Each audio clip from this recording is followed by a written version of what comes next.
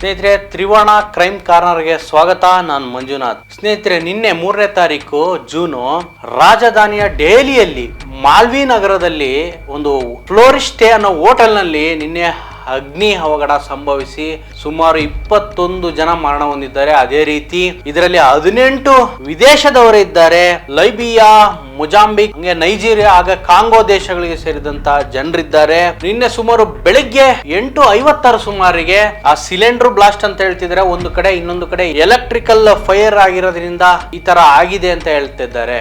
ಒಟ್ಟಿನಲ್ಲಿ 2ರಿಂದ ಆಗಿದೆ. ಇನ್ನು ತನಿಖೆ ಪ್ರಾರಂಭಗೊಂಡ ಮೇಲೆ ಇಲ್ಲಿ ಏನು ಸತ್ಯಾಂಶ ಅಂತ ಹೊರಗಡೆ ಬರುತ್ತೆ. ಸ್ನೇಹಿತರೆ, ಏನಾಯ್ತು ಅನ್ನೋದನ್ನ ಈ ವಿಡಿಯೋದಲ್ಲಿ ಪೂರ್ತಿಯಾಗಿ ಡಿಸ್ಕಸ್ ಮಾಡೋಣ. ಅದಕ್ಕೂ ಮೊದಲು ಯಾರಿನ ನೀವು ನಮ್ಮ ಚಾನಲ್ ಅನ್ನ ಸಬ್ಸ್ಕ್ರೈಬ್ ಮಾಡದಲೇ ನೋಡ್ತಾ ಇದ್ರೆ ದಯವಿಟ್ಟು ಸಬ್ಸ್ಕ್ರೈಬ್ ಮಾಡಿ, ಹಾಗೆ ಬೆಲ್ ಐಕಾನ್ ಅನ್ನು ಒತ್ತಿಟ್ಕೊಳ್ಳಿ. ಮುಂದಿನ ವಿಡಿಯೋ ನಿಮ್ಗೆ ನೋಟಿಫಿಕೇಶನ್ ಬರುತ್ತೆ.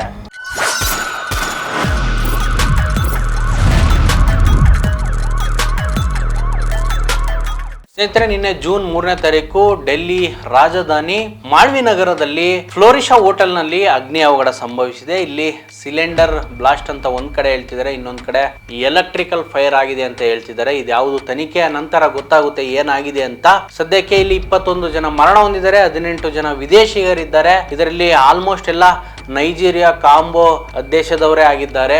ಏನು ಈ ಹೋಟೆಲ್ ನ ಬೆಂಕಿಯಿಂದ ಪಕ್ಕದಲ್ಲಿ ಏನು ಮಿಕಾಸಾ ಇನ್ ಅಂತ ಹೋಟೆಲ್ ಇತ್ತು, ಅಲ್ಲೂ ಕೂಡ ಬೆಂಕಿ ಅವಘಡ ಆಗಿದೆ. ಇಲ್ಲಿ ನಾನು ನೋಡಿದ್ದೀನಿ ಆ ಏರಿಯಾಗಳಲ್ಲಿ ತುಂಬಾ ಚಿಕ್ಕ ಚಿಕ್ಕದಾದ ರೋಡ್ಗಳಿರ್ತವೆ, ಫೈರ್ ಇಂಜಿನ್ ಸಮೇತ ಬರುವಷ್ಟು ಜಾಗವಿರಲ್ಲ. ಅವೆಲ್ಲ ಹೋಟೆಲ್ಗಳನ್ನ ಪ್ರಾರಂಭಿಸಬೇಕಾದ್ರೆ ರೂಲ್ಸ್ ರೆಗ್ಯುಲೇಷನ್ ಇರುತ್ತೆ, ಅವೆಲ್ಲ ಫಾಲೋ ಆಗ್ಬೇಕಾಗುತ್ತೆ. ನೋಡಿ, ಈ ಅಗ್ನಿ ಅವಘಡ ಸಂಭವಿಸಿದಾಗ ಅಲ್ಲಿಗೆ ಏನು ಬೇಗನೆ 2 ಫೈರ್ ಇಂಜಿನ್ಗಳು ಹಾಗೆ 2 ಟ್ಯಾಂಕ್ ವಾಟರ್ ಆದಂತಹ ಟ್ಯಾಂಕ್ಗಳು ಕೂಡ ಬರ್ತವೆ. ಅಗ್ನಿಯನ್ನ ನಿಲ್ಲಿಸುವಲ್ಲಿ ಯಶಸ್ವಿ ಆಗ್ತಾರೆ. ಇದಕ್ಕಿಂತ ಮುಂಚೆ ಆ ಬೆಂಕಿಗೆ ಮತ್ತೆ ಆ ಹೊಗೆಗೆ ಜನರು ಏನು 3ನೇ ಫ್ಲೋರ್ ಇಂದ 4ನೇ ಫ್ಲೋರ್ ಇಂದನೇ ಆರಿ ಹೊಗೆ ತಡ್ಕೊಳಕಾಗದ ಅಲ್ಲಿಂದ ಆರ್ಬಿಟ್ಟು ತಮ್ಮ ಏನು ಕೈಕಾಲುಗಳನ್ನ ಮುರ್ಕೊಂಡು ಅವರು ಹಾಸ್ಪಿಟಲೈಸ್ಡ್ ಆಗಿದ್ದಾರೆ. ಇದರಲ್ಲಿ 37 ಜನರನ್ನ ಫೈರ್ ಇಂಜಿನ್ ಸಿಬ್ಬಂದಿಗಳು ರೆಸ್ಕ್ಯೂ ಮಾಡಿದ್ದಾರೆ.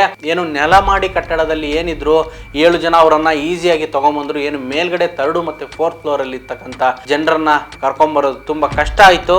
ಅದಕ್ಕೆ ಇಷ್ಟು ಸಾವುಗಳಿದೆ. ಆಮೇಲೆ ಈ ಹೋಟೆಲ್ಗಳಿಗೆ NOC ಸಮೇತ ಇಲ್ಲ. 6 ರೂಮ್ಗಳಿಗೆ ಮಾತ್ರ ಪರ್ಮಿಷನ್ ಇತ್ತು. ಇವ್ರು 25 ರೂಮ್ಗಳನ್ನ ಕಟ್ಟಿದ್ರು. ಮತ್ತೆ ರೆಸ್ಟೋರೆಂಟ್ ಕೂಡ ನಡೆಸ್ತಾ ಇದ್ದಾರೆ ನೆಲಮಾಡಿ ಕಟ್ಟಡದಲ್ಲಿ. ಈಗೇನು ಲವಕೇಶ್ ಬಜಾಜ್ ಹೋಟೆಲ್ ಮಾಲೀಕ, ಇವನು ಅದೇ ಒಂದೇ ಪ್ರದೇಶದಲ್ಲಿ ಒಂದು 3 ಹೋಟೆಲ್ ಇದೆ ಅಂತ ಹೇಳಲಾಗ್ತಿದೆ. ಇವನು ಪರೇರಿಯಲ್ಲಿದ್ದ. ಪೊಲೀಸರು ಇವನನ್ನು ಅರೆಸ್ಟ್ ಮಾಡಿದ್ದಾರೆ. ಈಗ ಮುಂದಿನ ತನಿಖೆಗಳು ನಡೀತಾ ಇದೆ. AK ಮಲ್ಲಿಕ್ ಅಗ್ನಿಶಾಮಕ ಸಿಬ್ಬಂದಿಯ ಪೊಲೀಸ್ ಆಫೀಸರು. ಇವರು ಹೇಳೋ ಪ್ರಕಾರ ಇಲ್ಲಿ ಹಲವು ಹೋಟೆಲ್ಗಳು ಏನು ಪರ್ಮಿಷನ್ ಅನ್ನು ತಗೊಂಡಲೇ ನಡೆಸ್ತಾ ಇದ್ದಾರೆ ಡೆಲ್ಲಿಯಲ್ಲಿ ಅಂತ ಹೇಳಿ ಅವರು ಮಾತನಾಡಿದ್ದಾರೆ. ಹೋಟೆಲ್ ಒಳಗಡೆ ಹೋಗೋದಕ್ಕೂ ಬರೋದಕ್ಕೆ ಕಿರಿದಾದ ಒಂದೊಂದೇ ಏನು ಒಬ್ಬರೊಬ್ಬರು ಹೋಗುವಂತ ಜಾಗವನ್ನ ಮಾತ್ರ ಇದೆ.